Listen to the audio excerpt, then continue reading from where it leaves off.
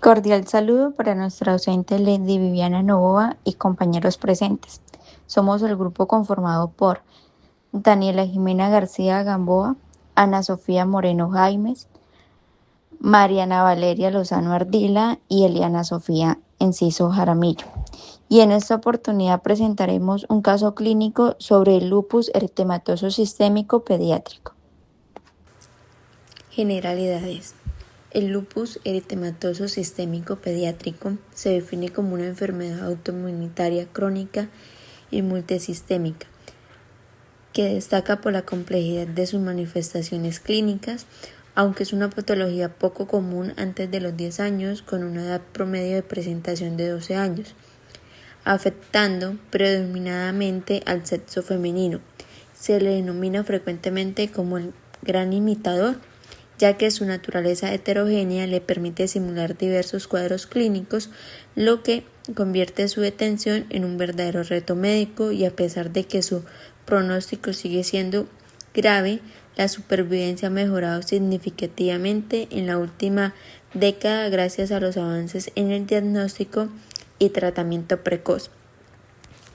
Síntomas.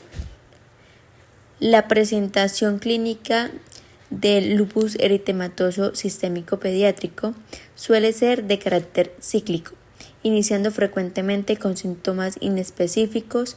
En este caso particular, la paciente presentó una progresión de lesiones cutáneas que comenzaron en el cuero cabelludo y se extendieron hacia la nariz, cara y boca. Durante la exploración física se identificó el característico eritema malar en la mejilla derecha, que respetaba el pliegue nasolabial, además de lesiones purpúricas en los pulpejos de los dedos de las manos y pies. A nivel sistémico, la niña presentó fiebre de 38 grados, alopecia, dolores abdominales y vómitos ocasionales, acompañados de aftas y estomatitis en la orofaringe. Diagnóstico. El diagnóstico de esta enfermedad no se basa en un hallazgo único, sino en el cumplimiento de al menos 4 de los 11 criterios establecidos por el American College of Rheumatology.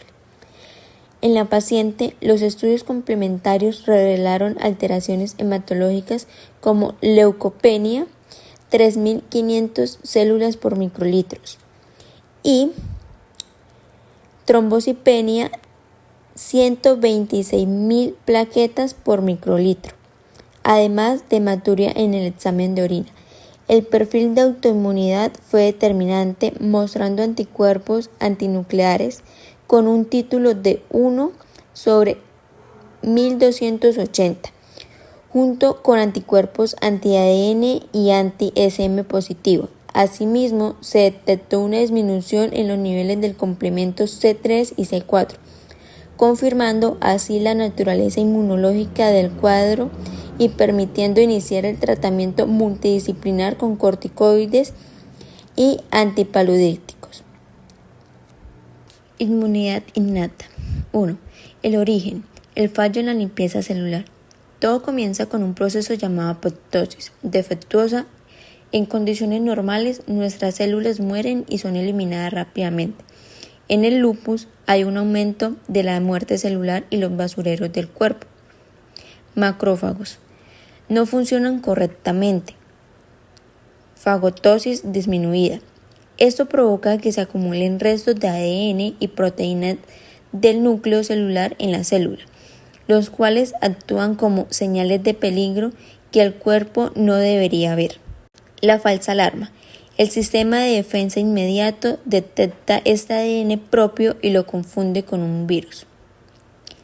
Los sensores del TLR. Los receptores del TR7 y TLR9 dentro de las células se activan al unirse a estos ADNs residuales. Células protagonistas.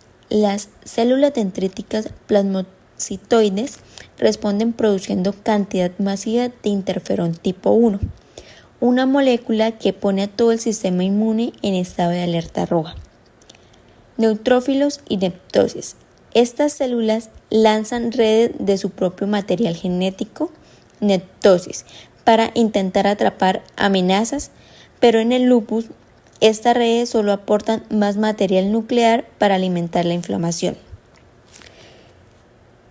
El puente hacia la inmunidad. El interferón y las células dendríticas sirven como mensajeros que activan la segunda línea de defensa, los linfocitos. Presentación de antígenos. Las células dendríticas toman los restos del ADN propio y se los muestran a las células T CD4 a través del complejo mayor de histocompatibilidad, enseñándoles a atacar al propio cuerpo. Mecanismos de defensa en inmunología. Hablaremos más a detalle de aquellos mecanismos de defensa que utiliza nuestro cuerpo para atacar a los patógenos que nos hacen daño. En este caso, hablaremos del más influyente en el lupus. Netosis, activación y señalización. Todo comienza con un estímulo, en este caso marcado como PMA, acetato de miristato de Forbol, un activador común en laboratorios. Este activador activa una cascada de proteínas de señalización llamada PQC, RAF, MERK y ERK. Movilización de calcio y estrés oxidativo. La señalización provoca un aumento de CA2 más iones de calcio dentro de la célula. Este calcio activa un complejo enzimático llamado NADPH oxidasa, el cual se encarga de producir ROS, especies reactivas de oxígeno o radicales libres. Modificación de la cromatina, el papel de PAD4. Los radicales libres, ROS, actúan como disparadores para activar enzimas clave, como MPO, mieloperoxidasa y NE-elastasa de neutrófilo, que se desplazan hacia el núcleo. PAD4, petidililarginina deaminasa 4. Esta enzima es crucial. Su función es la citrulinación de las histonas, que son las bobinas donde se enrolla el ADN. Al modificar las histonas, estas dejan de sujetar con fuerza al ADN, permitiendo que la cromatina se descondense o se infle. Liberación de los NETs. Una vez que el ADN está descondensado y mezclado con las proteínas antimicrobianas del interior de la célula, la membrana nuclear se rompe y finalmente la membrana plasmática se abre. Lo que ves saliendo al final son los NETs, trampas extracelulares de neutrófilos, que son redes de ADN cubiertas de enzimas tóxicas capaces de atrapar y destruir bacterias y hongos en el espacio extracelular. Inflamación. Vía NF-κB. La vía canónica clásica, que aparece a la izquierda, representa la respuesta inflamatoria inmediata. En el lupus, esta vía se activa en exceso debido a que el sistema inmune confunde el propio ADN del paciente con un invasor, a través de los receptores TLR. Al activarse el complejo IKK, se libera el dímero P65 y P50, el cual viaja al núcleo para ordenar la producción masiva de citocinas como el TNF-A y la interleuquina 6. Esto genera que el círculo vicioso de inflamación crónica y fatiga que caracteriza los brotes lúpicos. Por otro lado, la vía no canónica alternativa a la derecha tiene relación directa con uno de los problemas principales del lupus, la supervivencia de los linfocitos B rebeldes. Esta ruta es estimulada por la proteína BAFF, la cual suele estar muy elevada en pacientes con esta enfermedad. La activación de esta vía, que culmina con el dímero P52 y RELP, impide que los linfocitos B que producen autoanticuerpos mueran, permitiendo que sigan atacando órganos vitales como los riñones, la piel o las articulaciones. Finalmente, la sección de genes diana en la parte inferior de la imagen explica el daño orgánico. Cuando el NF-κB llega al núcleo, activa la transcripción de enzima como COX-2 y moléculas de adhesión. En el contexto del lupus, esto facilita que las células inflamatorias se peguen a las paredes de los vasos sanguíneos y migren hacia los tejidos, provocando complicaciones graves como la nefritis lupídica o la vasculitis, que por ello gran parte de los tratamientos actuales buscan frenar alguno de los pasos que ves en este diagrama. En la parte superior de la imagen vemos apoptosis y necrosis, que en relación con el caso, pues la niña presentó lesiones cutáneas que progresaron por el cuero cabelludo, nariz, cara y boca. Y estas lesiones pues representan el daño celular masivo, que es la muerte de queratinocitos y células de la mucosa. Y en lugar de una limpieza normal, los restos de esas células son capturados por las PDC y los monocitos que aparecen en el centro de la imagen. La imagen muestra una gran cantidad de puntos amarillos etiquetados como IFNA, que en relación con el LES pediátrico se caracteriza por esta sobreproducción de interferón. En el centro derecho de la imagen vemos la interacción entre la mature PDC y la CD4T-cell, que la PDC de la paciente presenta los autoantígenos ADN, ARN de sus propias células muertas al linfocito T, y los anticuerpos anti-ADN fuertemente positivos del caso confirman que este reconocimiento ocurrió. En el contexto inflamatorio del lupus, la PDC activa la llave de seguridad CD80-86 y esto da luz verde al sistema inmune para atacar, creyendo que los restos de la propia piel de la niña son un virus. En el lupus, los linfocitos B no son solo efectores, sino también impulsores centrales de la inflamación. Sus funciones principales en la patología son la producción de autoanticuerpos, que es su función más crítica. Diferencian en células plasmáticas que secretan anticuerpos contra antígenos nucleares, y estos forman inmunocomplejos que se depositan en órganos como los riñones, vasos sanguíneos y piel. Su segunda función es la presentación de antígenos. Los linfocitos B captan autoantígenos y los representan a los linfocitos T a través del MHC2, lo que amplifica la respuesta inmune. También está la secreción de citocinas, que estas liberan citocinas proinflamatorias que mantienen el estado inflamatorio crónico y promueven la supervivencia de otras células. Los linfocitos T presentan anormalidades en su señalización intracelular, lo que los hace hiperactivos pero funcionalmente deficientes en ciertos aspectos. En el lupus hay un aumento de las células que secretan IL-17, una citocina altamente inflamatoria que recluta neutrófilos y daña directamente los tejidos. Los TFH son cruciales porque ayudan a los linfocitos B en los centros germinales a madurar y producir anticuerpos de alta afinidad. Y en pacientes con LES, estas células suelen estar expandidas. Los linfocitos T citotóxicos contribuyen al daño tisular directo, a liberar perforinas y granzimas sobre células del propio cuerpo que perciben erróneamente como infectadas o extrañas. Los linfocitos T reguladores en el lupus estas células son las encargadas de apagar la respuesta inmune, suelen estar disminuidas en número o presentan fallos funcionales, lo que impide frenar el ataque autoinmune.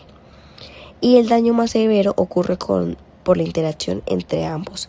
El linfocito T activa el linfocito B mediante el contacto de moléculas de superficie. Y en el lupus esta unión es excesiva, lo que resulta en la formación de inmunocomplejos. Los anticuerpos unidos a autoantígenos circulan y activan el sistema del complemento, causando lisis celular y daño vascular. Y memoria inmunológica errónea, que se generan células B y T de memoria que recuerdan el ataque a los tejidos propios, causando los brotes característicos de esta enfermedad. Fisiopatología del lupus y el papel de los linfocitos B. En la parte inferior, la imagen muestra la desregulación de la formación de células B. La médula ósea hay una alteración en la maduración, desde células pro-B hasta células B maduras. El vaso es el centro germinal. Aquí es donde ocurre el error principal. Los puntos de control inmunológico fallan, permitiendo que las células B autorreactivas, que deberían ser eliminadas, se expandan. Esto produce un aumento de células plasmáticas que liberan una cantidad excesiva de autoanticuerpos. Riñón, nefritis lúpica. A la izquierda se observa el daño en la barrera de filtración renal.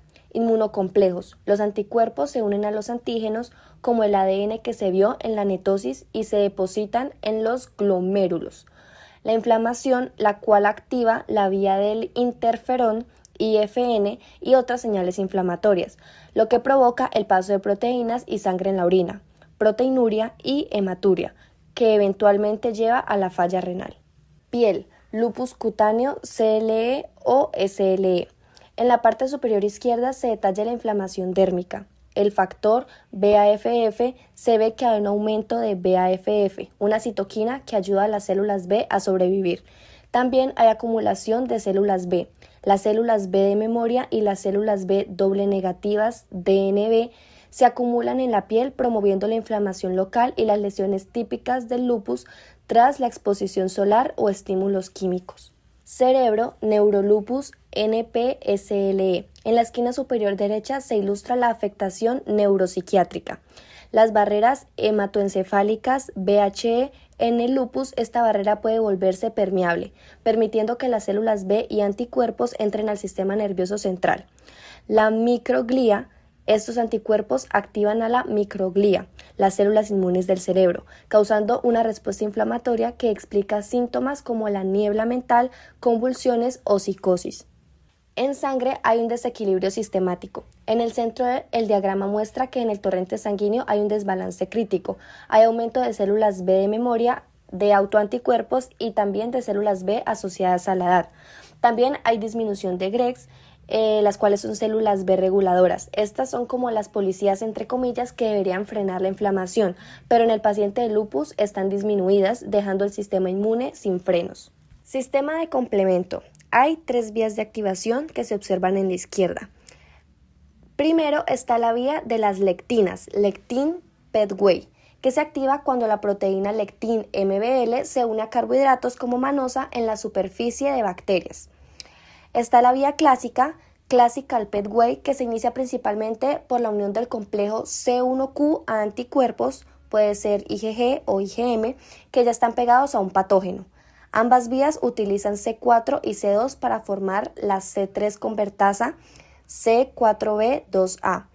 Y por último está la vía alternativa, Alternative PETway, que es una vía de vigilancia constante. Se activa por el hidrólisis espontáneo de C3 o directamente sobre superficies extrañas formando el complejo C3b-BB. Punto de convergencia C3 y C5. Independientemente de la vía, el paso crítico es el mismo. Primero hay un corte de C3 en el cual se rompe C3A que pues ayuda a la inflamación y C3b. Segundo, hay una opsonización y una limpieza. El C3b se pega a los desechos o bacterias, el cual recibe el nombre de debris clearance y los marca para que los macrófagos se los coman.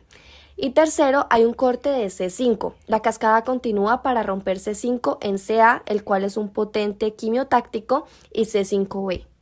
El final, complejo de ataque a la membrana, MAC. A la derecha vemos el resultado letal del sistema, en donde C5b recluta las proteínas C6, C7, C8 y C9. Estas se embalsan en orden hasta formar el complejo C5b, 6, 7, 8, 9.